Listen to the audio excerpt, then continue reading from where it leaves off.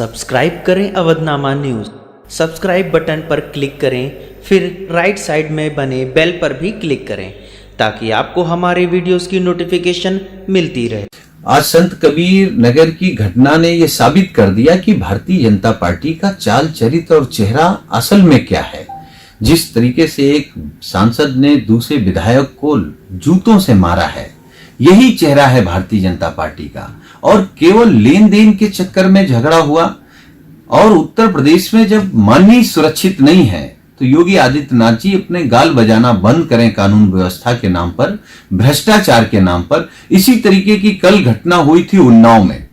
माननीय मंत्री जी के सामने विधायकों के गुर्गों ने एक अधिकारी को पीटा और आज वहीं माननीय मंत्री जी के सामने सांसद अपने विधायक को पीट रहा है। तो आप बताइए उत्तर प्रदेश में कौन सुरक्षित है? ये लेन देन का मामला है, भ्रष्टाचार का मामला है। दोनों पर, सांसद पर भी और विधायक पर, दोनों पर मुकदमा दर्ज करके दोनों को जेल भेज देना चाहिए।